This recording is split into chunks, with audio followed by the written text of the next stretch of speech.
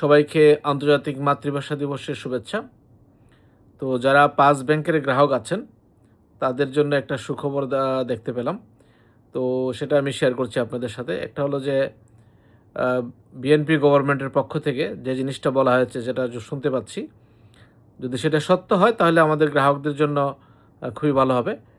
একটা হলো যে তারা নাকি বলছে যে যেহেতু এই ব্যাংকগুলার টাকাগুলা নিয়ে বিদেশ পাচার করে দেওয়া হয়েছে, তো যেহেতু সেটা ব্যাংক ধরতে পারে নাই কিংবা ব্যাংক সেটা আটকাতে পারে নাই, তাহলে এখন সেই দায়িত্বটা আসলে বাংলাদেশ গভর্নমেন্টের উপরে বার্তায় যে সরকার ক্ষমতায় থাকবে সেই সরকারের উপরেই সেই দায়িত্বটা পড়ে।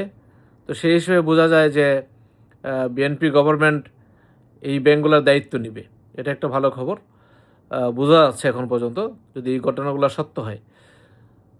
২ নম্বর হলো, যার কারণে আজকে এই ব্যাংকগুলোর এই অবস্থা হয়েছে, বাংলাদেশ ব্যাংকের গভর্নর, সেই গভর্নরকে কিন্তু ব্যাংকের মধ্যেই বাংলাদেশ ব্যাংকের মধ্যেই কোণঠাসা করা হয়েছে এবং তার বিরুদ্ধে সংবাদ সম্মেলন পর্যন্ত করেছে।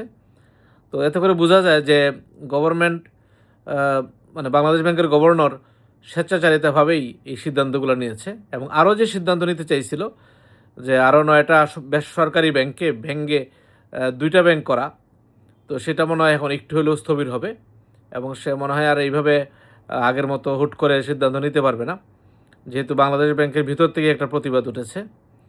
এবং ব্যাংকের যে এই দুরবস্থা, সেই দুরবস্থার জন্য যে এই গভর্নরের যে যথেচ্ছা মানে বক্তব্য এবং যখন যা মনে হয়েছে তাই বলেছে, এবং সেই বক্তব্য মানে মানে অপরিকল্পিত বক্তব্য যেটা বলা যায়, যে একটা গভর্নরের কাছ থেকে এই ধরনের বক্তব্য আশা করা যায় না, যে কারণে আজকে ব্যাংকগুলা এই অবস্থায় চলে গেছে।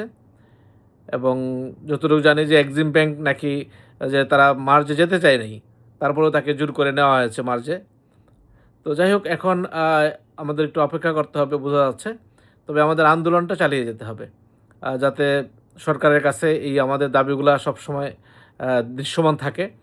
প্রতিনিয়ত যদি আমরা আন্দোলনের মাধ্যমে কিংবা বিভিন্ন মিডিয়ার মাধ্যমে যদি আমরা সরকারের কাছে তুলে ধরতে পারি যে এই ৭৫ লাখ গ্রাহক, অর্থাৎ যার সাথে প্রায় ৪ কোটি মানুষ বা ৩ থেকে ৪ কোটি মানুষ জড়িত এবং তাদের জীবন জীবিকার সাথে জড়িত সেটা, এবং তাদের সারা জীবনের সম্পদ অনেকের হয়তো রিটায়ার্ডের টাকা, তো তখন হয়তো তারা একটু বিবেচনা করবে এবং দ্রুত ব্যবস্থা নেবে।